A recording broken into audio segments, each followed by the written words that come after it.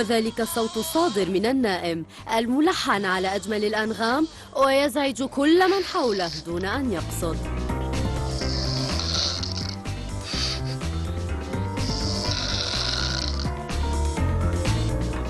الشخير هو من الحالات الشائعة بين الرجال والنساء، ووصلت نسبته إلى 45%، وله مسببات عدة كضيق المجرى الهوائي، اللحمية والسمنة. للشخير آثارا جانبية أهمها السخرية، إلى جانب العامل النفسي والمشاكل الذي قد يسببها بين الأزواج، التي وصلت في العديد من الحالات إلى الطلاق.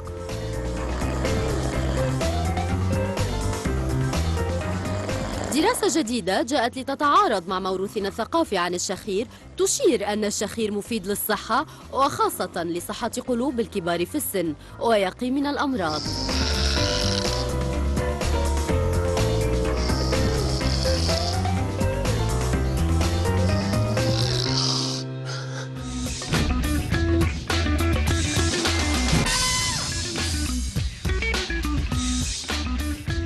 أعزائي المشاهدين، لمناقشة الموضوع رحب بضيفتي في الاستوديو الدكتورة مي عبد الله، جراحة الأنف والأذن والحنجرة للأطفال والحاصلة على الزمالة من جامعة الملك سعود ومستشفى الملك عبد العزيز الجامعي. مساء الخير دكتورة مي. حياك الله. الدكتورة، احنا اليوم نتكلم عن موضوع الشخير. دائما معروف انه الانسان اللي يشخر يزعج الناس اللي نايمه جنبه او المحيط اللي حواليه اكثر من هو يزعج. من جد. لكن الطب الحديث اشار انه فعلا في اخطار ممكن يصاب فيها الشخص المصاب بالشخير، لكن لو نبغى نعرف ما هو الشخير وما هو اسبابه بداية الدكتورة. الشخير عبارة عن صوت يصدر من الشخص النائم، ويكون نتيجة انسداد جزئي في مجرى الهواء التنفسي، وبالتحديد بالنسبة حق الأنف والفم. فلما يكون حركة مرور الهواء متعسرة في مجرى هواء ضيق، يحدث من نوع من الاهتزازات أو من الذبذبات اللي تنتج لها الصوت، هذه عبارة عن الشخير. عارفة دكتورة، يعني أنت قلتي اهتزازات وصوت الشخير، لكن في بعض الناس درجات الشخير تختلف عنهم طبعا صراحة. في درجات بسيطة وفي درجات مزعجة حتى الجيران يسمعوها. بجد. ايش سبب الاختلاف هذا دكتورة؟ طبعا تتعدد الأسباب على حسب أسباب الفئات العمرية. مثلا في الأطفال أسباب الشخير تكون أكثر أسباب الشخير في الأطفال تكون تضخم اللوز واللحمية، حساسية الأنف عند الأطفال تسبب لهم الشخير، أو يكون عندهم عيب خلقي في الأنف في شكل عظمة الوجه، في الجمجمة. في الأنف عادة تكون نتيجة انسداد جزء من المنطقة الخلفية للأنف في الأطفال. في الفئة التالية وفي البالغين الأطفال تختلف أسباب الشخير، في منها أسبابها انسداد في الأنف أو انسداد في البلعوم الفم، أو في أسباب عامة ما لها علاقة في انسداد الأنف والفم. مثلا في الأسباب العامة زيادة الوزن واحدة من أسبابها اللي تسبب لك الشخير. عندك المرخيات، العقاقير المرخية للجسم، يعني ممكن حبوب النوم مثلا. حبوب النوم مثلا تكون، لأن أصلا في النوم يكون عندك ترتخي العضلات، وأنت تزيدي عليها الأدوية المرخية فصير فيها عندك ارتخاء زيادة فيصير في شخير أكثر. عندك تدخين يسبب لك تورمات أو احتقانات في منطقة النسيج الداخلي بالنسبة حق الجهاز التنفسي. اضطرابات في الغدد الدرقية كذلك تسبب لك نوع من أنواع الشخير. بالنسبة حق انسدادات أو سببها إذا كانت علاقة بالأنف والفم، في الأنف مثل انعواج الحاجز الأنفي، تضخم في قرنيات الأنف، نتوءات لحمية تكون موجودة في تجويف الأنف، التهابات مزمنة، أورام لا سمح الله تكون موجودة في الأنف.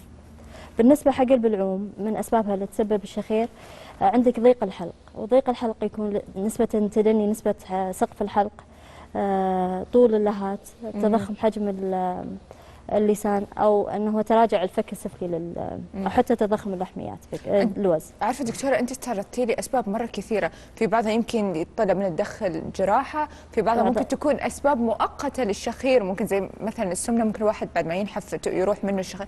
بعض المرات تكون في عوارض، يعني صحيح. الشخير هذا ممكن نقول مؤقت، ممكن يكون موجود صحيح. في الانسان. مثلا السمنه واحده من الاسباب اللي تكون ان هي لما يكون مثل ما تفضلتي، يعني هو يكون سمين يشخر، يضعف، يختفي الشخير. طب الارهاق بعض المرات في انسان من شده الارهاق والتعب ممكن يدخل بشخير مؤقت، هذه ما أي. يعتبر عرض او عرض لمرض، يعني هو لما يشخر واحد يشخر يوم او يومين او ما يشخر فتره طويله، هذه ما نقول عنها عرض او مرض الشخير. يشخر يوم واحد كلنا نشخر من التعب والارهاق، يصير يوم او يومين. انت ذكرتي مرض الشخير، يعني ممكن يكون حاله يعني متأزمه في الانسان. خلينا نقولها على اساس نكون احسن، نقول عرض. الشخير عباره عن عرض يمكن يكون سبب الامراض اللي قلتها عنها.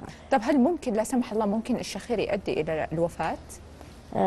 يؤدي الى الوفاه، السبب بس يؤدي في حالات المتاخره، يعني انا عن نفسي ما شفت شخص توفى بسبب الشخير. دائما الناس تلجا الى الاستشاره الطبيه قبل ما يؤدي الى مرحله الوفاه. من اهم الاسباب والمشاكل اللي تكون في الشخير انه هو ينقطع النفس عند الشخص. فلما ينقطع النفس ما توصل كميه هواء كفايه لحد الرئتين، تضطرب حركه الرئه، فما توصل اكسجين وتمنع ان هي تتخلص من ثاني اكسيد الكربون، وهذه تاثر على وظائف او اجهزه عضويه مهمه في جسم الانسان، اهمها الجهاز العصبي والجهاز القلبي. فيكون عنده سكتات لا سمح الله، ذبحات صدريه، ارتفاع في ضغط الدم، فتؤدي الى الوفاه بطريقه غير مباشره تكون. طيب دكتوره، من هي اكثر الفئات العمريه اللي تكون معرضه للشخير، وهل ممكن الاطفال يصابون به؟ الشخير كل الفئات العمريه تقدر تتعرض حق الشخير. هي مرض مثل ما قلنا او عرض شائع ومشهور، يعني الحين لما تلاقين المشاهدين اي واحد من المشاهدين تلاقين يعرف على الاقل شخص واحد يشاخر، يا انه يكون قريبه او انه يكون صاحبه. بشكل عموم هو منتشر تقريبا 45% من زي ما شفنا في التقرير في التقرير صحيح. يكون اكثر انتشارا في الرجال اكثر من النساء، خاصه في الرجال اللي فوق ال50 سنه. بس لما النساء توصل لمرحلة اليأس في مرحلة 60 أو 65 سنة تتقارب النسبة بين النساء والرجال. بالنسبة حق الأطفال ممكن أنهم يصابون في الشخير بنسبة أقل من البالغين أو الفئات العمرية الأكثر، بس كلنا نقدر يصير. أنا لفت نظري دكتورة في الحوار أنك أنت قلتي الرجال أكثر، وخاصة كل ما بيكبروا في السن، ليش؟ بسبب ممكن الارتخاء يكون موجود. ارتخاء بالضبط، ارتخاء العضلات تكون أكثر في تقدم السن معها. ارتخاء العضلات أثناء النوم مع ارتخاء تقدم السن فيصير الشخير أكثر، نسبة الشخير أكثر. طيب دكتورة، بعض المرات برضو حتى السؤال اللي يطرح نفسه، ليش نسبة الشخير تختلف بدرجات الصوت؟ يعني في ناس فعلا، في نساء ممكن حتى طلبوا الطلاق يعني بسبب صحيح. ليش تتفاوت نسبة الإزعاج في الشخير؟ هي على حسب نسبة الانسداد. أي. تكون على حسب نسبة مثلا السمنة. نفرض أن السمنة زيادة كمية الدهون حول العنق أو حول الرقبة، فتؤدي لك إلى زيادة الشخير، يكون بكميات أكبر على حسب نسبة السمنة. على حسب نسبة الانسداد، في انسداد بسيط، في انسداد متوسط، في انسداد بالغ أو شديد يكون، فعلى حسب نسبة الانسداد يطلع الصوت. طب هل الشخير ممكن يكون بعض المرات وراثة موجود، يعني شيء جينيتك ممكن يكون الشخير؟ ما له علاقة بالوراثة. هو مع أن في دراسة بالنسبة حق سووها في أحد المستشفيات في أمريكا، في مستشفى سنسناتي، قالوا والله أن الأطفال اللي والدينهم أمهم أو أبهاتهم يشخرون معرضين 3 أضعاف، بنسبة 3 أضعاف بالمئة من الناس العادية أنهم يكون عندهم الشخير. بس رجحوا أن هي لها علاقة في السمنة أكثر من أن لها علاقة في الجينات الوراثية. فبما معناه أن الشخير ليس له علاقة بالوراثة. إحنا دائما نشوف اسمان يشخرون على طول. طيب دكتورة، في بعض المرات بعض الأمهات يلاحظون أطفالهم وهم صغار يبدأوا يشخرون، يمكن هذا يكون بعض المرات تحتاج إلى تدخل جراحي؟ عادة احنا ما نلجأ إلى التدخل الجراحي إلا بعد ما نعالج في الطب الدوائي أو الطب الوقائي في هذه الحالة. بس العلاج يعتمد على حسب السبب. فأول شيء لازم قبل ما نعالج الشيء أو قبل ما نقول أنه تدخل جراحي، لازم يكون عبارة عن تدقيق في الأعراض نفسها، الفحص الشامل يشمل المناظير الضوئية، حتى نسوي دراسة للنوم. احنا نسويها في المختبرات، دراسة للشخير والنوم نسويها في مختبرات عندنا في المستشفى قبل ما نسويها، بعدين نضطر نلجأ للعلاج الجراحي، نخليها لآخر بديل لنا يعني. عاد الحين في دراسات ثانية كمان يقولوا لك إنه الأشخاص اللي بيشخروا أكثر يكونوا أحسن من الأشخاص اللي ما بيشخروا، إنه العمر عندهم يكون يزيد أكثر. فإيش رأيك على هذا التعليق؟ يمكن هذا شيء إيجابي شوي. عمر الشخير ما في شيء مفيد في الشخير. عمر الشخير ما كان عرض إيجابي أو لا فائدة صراحة. يعني مثل ما قلنا في شخير مؤقت يكون سبب الإرهاق أو سبب التعب، بس الشخير عرض من أعراض مشكلة يعني. بس عمره ما كان شيء ايجابي ولا يطول العمر ولا.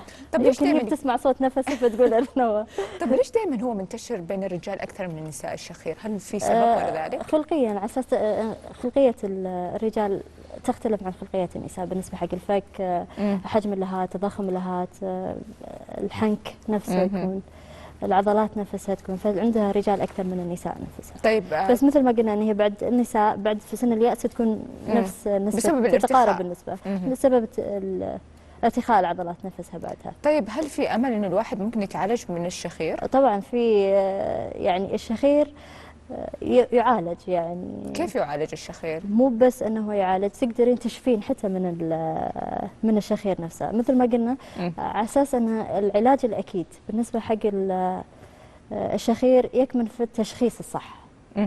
والتشخيص الصح يكون عباره عن تشخيصات اللي ذكرتها قبل، تدقيق في الاعراض، فحص كامل والشامل حق الانف والاذن والحنجره، مناظير، دراسه النوم اللي نسويها، بعدين نروح نعالج. العلاج يكمن في نقطة اللي انت تشوفين مكان الانسداد. نفرض الاسباب العامة اللي قلناها تسبب لك الشخير، مثلا اذا كنا عرفنا السمنة، يعني انا قبل ما يدخل علي المريض وقبل ما افحصه وعارفه انه عنده مشكلة الشخير، اتاكد من الوزن. الوزن من اهم اسباب الشخير عند الشخص. يعني هذا اول شيء تاخذوه بعين الاعتبار، الوزن من اكثر اسباب الشخير عند الكبار. يعني الوزن اهم سبب. اشوف الوزن قبل ما افحص المريض يكون. فاذا كانت السمنه نحاول نتخلص من السمنه، اذا كانت وضعيه غلط في النوم نحاول نعدل وضعيه النوم. طبعا الشخير يزداد في فتره وضعيه اللي تكون لما يكون الشخص ينام على ظهره، يرجع ترتخي العضلات، يرجع اللسان على نهاية الفم، فتسبب لك إلى تسكير البلعوم فيصير الشخير نفسه. فلما تكون على جنب أحسن من أنه يكون ينام على ظهره. إذا كانت مشكلة في الغدد الدرقية تعالج الغدد الدرقية. بعدين الفحص الدقيق نشوف مكان الانسداد ونعالجه. إذا كان مشكلة في الأنف يعالج الأنف، إذا كانت مشكلة في الحلق يعالج الحلق. وبعدين حاليا مع الطب المتطور تشوفينها معظم العمليات تكون غير معقدة، بسيطة، ونسبة نجاحها كبيرة. يعني. طب متى تلجؤون للعمليات؟ مثلا واحد إنسان يعاني من الشخير، متى يكون التدخل الجراحي في هذه الحالة؟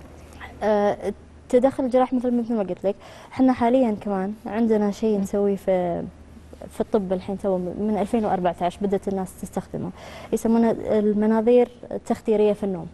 ناخذ المريض للعمليات ونسوي له تخدير، بس انه يكون نايم، ما يكون مخدر بشكل كامل. يعني نخليه يمثل النوم كانه نايم، كانه مدروخ، يعني كانه منوم. يكون نعطيه عقاقير كانه منوم، بس ما يكون تخدير كامل. وبعدين نروح بالمنظار نشوف انسداد وين بالضبط اللي يسبب الشخير. يعني هل هو في الانف؟ إذا كان في الأنف انعواج في الحاجز الأنفي، تصحح الحاجب الأنفي، تضخم في القرنيات، تصغر القرنيات بالليزر أو بالكي. إذا كانت مشكلة في اللهات تعمل ليزر أو بالكي كمان في اللهات، تصغر حجم اللسان، استئصال اللوزتين. كل هذه عبارة عن تدخلات جراحية بعد فشل الطب الدوائي أو الطب. يعني أفهم منك دكتورة على بداية أهمية التشخيص المبدئي عشان تتم المعالجات وأكثر العمليات عن طريق المناظير اللي تسوونها. صحيح. طيب هل وجد عندك حالات وتشافت من الشخير؟ كثير.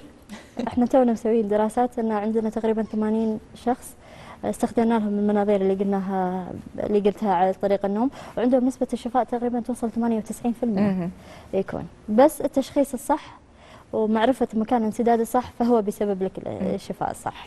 حتى بعض المرات دكتورة يقول لك مثلا وضعية المخدة حقتك غلط، ما هي طبية مثلا، أو لازم تكون بمقاسات معينة تكون، فهذا ممكن يساعد إنه من تقليل الشخير. هي المخدة ما بتهمني قد ما بتهمني وضعية النوم. مثل ما قلت وضعية النوم على جنب أحسن من أن هي تكون وضعيتها على ظهره ينام. المخدة ما لها علاقة كثير بالوضعية، اللهم أنه هو بيدنك شوية راسه على رقبته بس فتكون الوضعية أحسن. كبيرة صغيرة ما لها علاقة في الدرع. حتى في بعض الناس يلجؤون لبعض اللصقات ممكن يحطونها حوالين الأنف، يعني هل هذا صحيحة ولا لا؟ حوالين الأنف نادرة ما تكون موجودة. المشكلة عادة تكون في الأنف بمجرى الهواء أو حتى في بداية الحنجرة من فوق. بس حوالين الأنف هذه يعني اللهم مثل ما قلنا في السمنة حوالين الرقبة نفسها، بس حوالين الأنف ما لها علاقة كبيرة. يعني لابد من التدخل الجراحي. التدخل الجراحي. طيب ايش هي أهم النصائح اللي توجهها لمشاهدينا يعني عشان ممكن يتلافون في البداية الشخير؟ مثل ما قلنا قبل ما نعالج الشخير نتجنب الشخير، نتجنب الأسباب المسببة اللي تسبب لك الشخير. أول شيء السمنة. السمنة، تعديل وضعية النوم، ابتعاد عن التدخين، ابتعاد عن المنبهات، عن العقاقير المهدئة والمنومة، نحاول نبتعد عنها. النوم الصحيح هذه أول نصيحة. الشيء الثاني لما يكون عندك شخص لا نخجل من استشارة الطبيب بدل من استخدام الوصفات الطبية أو الوصفات اللي غير مصرحة طبيا، بخاخات أو لزقات أو تحسوا الأشياء الغير مصرحة طبيا. تجنب واستشارة الطبيب. طيب هذه النصائح، بس في نصائح من النوع الثاني، الناس اللي بتعاني من اشخاص معاهم بيشخرون، يعني هو ساير زي المزدوج كذا، يعني فعلا لما تكوني نايمه معك شخص يشخر، ايش ممكن؟ هي عرض مشهور مثل ما قلنا وشائع، فلا يخجل الواحد من استشارة الطبيب. أنا أخذه ولا هو يروح معاي أبدا، ما فيها مشكلة ولا فيها حرج. طيب دكتورة، ناحية العمليات هل تنصحين يكون بسن مبكر؟ يعني ممكن في أطفال صغار يعانون من الشخير، كل ما تكون العملية بسن مبكر تكون أحسن؟ على حسب السبب مثل ما قلنا. إذا كانت اللوز واللحمية سببها في سن مبكر مثلا قبل 7 سنوات بيكون أحسن. إذا كانت طبعا أسباب ثانية هذه بس ما لها علاقة بالعمر مثل ما قلنا، مثل أكثر من ما لها علاقة بالمسببات نفسها. يعني مو بكل ما كان أحسن العمر قبل فيكون أحسن. نعم. بالسبب هو. طبعا كل الشكر موصول لك الدكتورة مايا عبد الله، شكرا لك. حياك. أعزائي المشاهدين، فقرة سيدتي مستمرة لكن أكيد بعد هالفاصل.